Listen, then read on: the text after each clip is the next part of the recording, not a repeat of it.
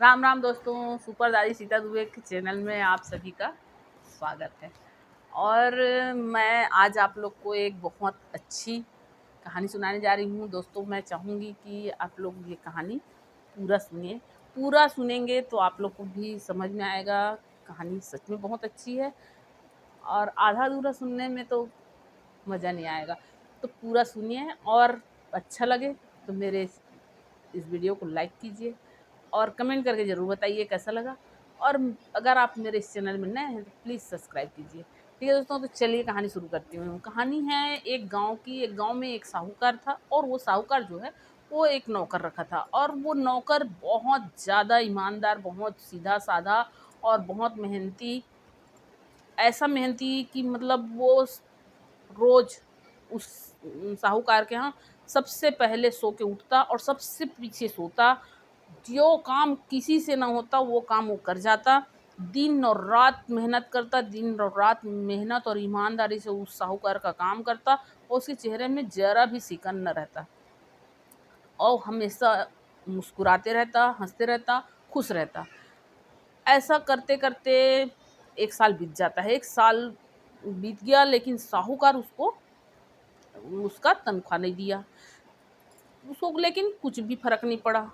फिर करता रहा वो उसी ईमानदारी, उसी मेहनत से उसके उस साहूकार का काम करता रहा। 2 साल बीत गया।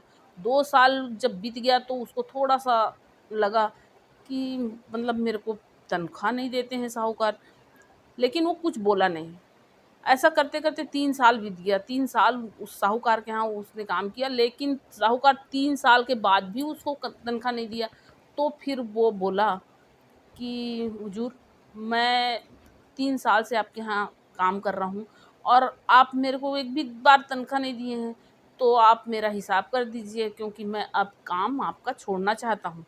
तो साहूकार था बहुत कंजूस और वो सोचा कि ये सीधा साधा है, मैं जितना दूंगा उतना ले लेगा और चूं भी नहीं कसेगा। तो वो हर साल का 1 टका हिसाब से 3 टका उसको पैसा दे दिया और 3 पैसा दे के और बोलता है कि अब तुम मुझे धन्यवाद बोलो। और तो वो बेचारा सीधा साधा रहता है, उसको लगता है कि जो है वो सब ठीक है। वो धन्यवाद करता है साहूकार का और वो 3 पैसा लेके और बहुत खुशी खुशी की 3 साल का कमाई है मेरे जेब में करके बहुत खुश होता है और खुशी खुशी वो अपने घर के लिए निकल जाता है। जाने के लिए जाते समय वो अब सोचता है मन में कि अब मुझे काम करने की क्या आवश्यकता है। मेरे पास 3 साल की कमाई है मेरे जेब में। अब मैं मज़े से रहूँगा, बहुत मज़ा करूँगा, बहुत आराम से रहूँगा, मेरे को काम करने की कोई ज़रूरत ही नहीं है। ऐसा सोचते सोचते वो चले जाता है। जाते जाते वो जंगल से जब गुजरते रहता है तो उसका भेंट होता है एक बौना से। और वो बौना इसकी खुशी को देख के बोलता है, भाई तुम बहुत खुश नज़र आ रहे हो। क्या तुम दुनिया का कोई बहुत बड़ा खजाना खुशी मिल गया है तुमको? तो बोलता है, खुश क्यों ना हूँ भाई, मैं जवान हूँ, स्वस्थ हूँ, तो मैं खुश हूँ। और तो बोलता है, तुम्हारे पास कोई चिंता कोई फ़िक्र नहीं है? बोला कि नहीं, मेरे पास कोई चिंता कोई फ़िक्र नहीं है। काहे का चिंता, काहे का फ़िक्र? मेरे भगवान मेरे को शरीर दिए हैं, जवान शरीर दिए हैं, मेहनती हूँ, मैं काम कर सकता हूँ, जो काम कोई बोले वो कर सकता हूँ, तो मैं चिंता क्यों करूँ? और फिर मेरे पास 3 वर्ष का कमाई मेरे जेब में है, तो मेरे को चिंता किस बात की? तो वो बौना बोलता है, अच्छा, तो भाई मैं तो बहुत निर्धन हूँ, मेरे पास एक फूटी कौड़ी नहीं है और मैं कुछ काम भी नहीं कर सकता क्योंकि मैं बूढ़ा हो चला हूँ और मेरे खाने में के लिए तक एक दाना नहीं है। तो अगर तुम मेहरबानी करके अपना ये 3 वर्ष का कमाई मुझे दे देते, तुम तो जवान हो, तुम मेहनती हो, तुम तो कहीं भी जाके काम कर सकते हो और फिर तुमको पैसा मिल जाएगा। और मैं काम नहीं कर सकता, मेरे पास मतलब मैं थक थक गया हूँ, बूढ़ा हो गया हूँ, तो तुम अपना ये 3 वर्ष का कमाई मुझे दे दो। तो वो कुछ नहीं सोचता और बिल्कुल निस्वार्थ ढंग से उस बौना को अपना 3 वर्ष का 3 टका दे देता है। अब वो देता है, अब बौना बहुत खुश होता है, उसको पैसा मिल जाता है तो बोलता है कि देखो तुम 3 टका मेरे को 3 पैसा दिए हो तो मैं तुमको 3 वरदान देना चाहता हूँ। तुम जो चाहो वो वरदान मांग सकते हो, 1 पैसे का 1 वरदान। तो वो नौकर जो है वो कुछ देर सोचता है फिर बोलता है कि अच्छा तो तुम अगर मेरे पर सच में खुश हो और मेरे को वरदान देना चाहते हो तो मेरे को एक ऐसा गुलेल दो कि उसका निशाना कभी ना चुके। मोना बोलता है दिया, और दे देता है उसको एक गुलेल। अब वो नौकर जो है वो बोलता है अब मेरे को एक सारंगी दे दो, वो ऐसा सारंगी दो कि उस सारंगी की आवाज़ से लोग झूमने नाचने कूदने लग जाएं। बौना बोलता है ठीक है, वो सारंगी भी दे दिया। अब वो तीसरा, अब दो चीज़ मिल गया, फिर वो सोचा नौकर कि अब क्या मांगूं, तो तीसरा वरदान मांगता है कि मैं किसी से आग्रह करूं तो मेरे आग्रह को कोई भी जल्दी मान जाए, बस ये मेरे को दे दो। गौना बोलता है ठीक है, तुम किसी से अगर कुछ चीज़ के लिए आग्रह करोगे वो तुम्हारी आग्रह को जरूर मानेगा और जरूर सुनेगा। ऐसा बोल के और वो बौना गायब हो जाता है। अब ये तो बहुत खुश हो जाता है, खुशी होके और जाने लगता है। जाते जाते वो एक जगह पहुंचता है जहाँ एक पेड़ रहता है, और पेड़ के ऊपर एक चिड़िया बैठी रहती है और नीचे में एक आदमी खड़ा रहता है, और वो चिड़िया को बड़े ध्यान से देखते रहता है। और उससे वहाँ जाके वो खड़ा होता है नौकर, तो वो आदमी बोलता है देखो ये चिड़िया कितनी सुंदर है। तो बोलता है हाँ, चिड़िया तो बहुत सुंदर है। तो वो आदमी बोलता है क्या तुम इस चिड़िया को मेरे लिए ला सकते हो? तो नौकर बोलता है क्यों नहीं, 2 मिनट में मैं ला के दे दूंगा। अब ये क्या करता है कि गुलेल चलाता है, वो चिड़िया घायल होके और जमीन में गिर जाती, झाड़ी में, मतलब वहाँ झाड़ी रहता है उस पेड़ के पास, उस झाड़ी में जाके गिर जाती। अब वो झाड़ी में गिर जाती है, उसको जल्दी से मैं पकड़ लूँ सोच के, वो जो आदमी रहता है वो एकदम लौट जाता है, और लौट के और सरकते सरकते उस झाड़ी में घुस जाता है। अब वो जैसे वो झाड़ी में घुसता है वो आदमी, वैसे ही ये सारंगी बजाने लगता है। अब ये नौकर जो है वो सारंगी बजाने लगता है। अब सारंगी बजाने लगता है तो सारंगी की धुन से वो जो आदमी रहता है वो उस झाड़ी में ही मतलब हिलने डुलने लगता है। अब ये सारंगी का धुन और तेज कर देता है, वो वहाँ नाचने लग जाता है। अब ये और तेज कर देता है तो वो एकदम कूदने उछलने नाचने लगता है, और वो झाड़ी कांटा वांटा रहता है तो उससे उसका कपड़ा वपड़ा सब फट फट उड़ा के चिथड़ी उड़ जाता है। उसके शरीर में सब तरफ खरोच वरोच आके और खून वून निकलने लगता है। अब वो एकदम परेशान हो जाता है, तो परेशान होके बोलता है अरे बाप रे, मेरे भगवान के लिए तुम अपनी सारंगी बंद करो। लेकिन ये नौकर बंद नहीं करता, और तेज कर देता है और दूसरा धुन चालू कर देता है।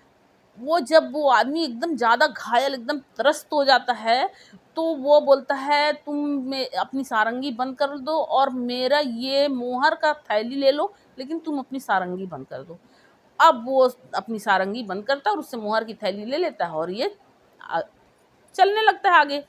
अब वो आदमी जो है वो झाड़ी से निकलता है, और उसके बाद अब उसको, वो तो नंगा हो जाता है पूरा, सब कपड़ा वपड़ा सब फट फुट जाता रहता है। तो वो क्या करता है कि वो सीधा न्यायाधीश के पास चले जाता है।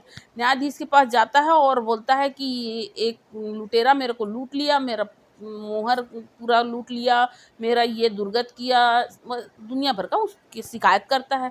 अब वो न्यायाधीश पूछता है कि भाई वो आदमी है कौन, डाकू? तो बताता है कि वो तो साहब एक उसके हाथ में सारंगी है और एक उसके हाथ में गुलाल है, यही दोनों चीज़ से वो पकड़ में आएगा। अब सिपाही निकलते हैं उसको ढूंढने के लिए, थोड़ी दूर ही जा रहता है, मिल जाता है। सिपाही उसको पकड़ के न्यायाधीश के पास ले जाते हैं।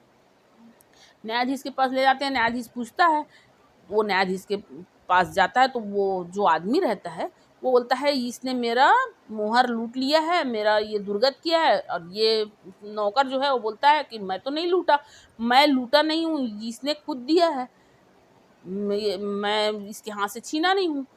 तो वो नट जाता है वो आदमी कि नहीं नहीं, ये मेरे से लूट के ले जा रहा है।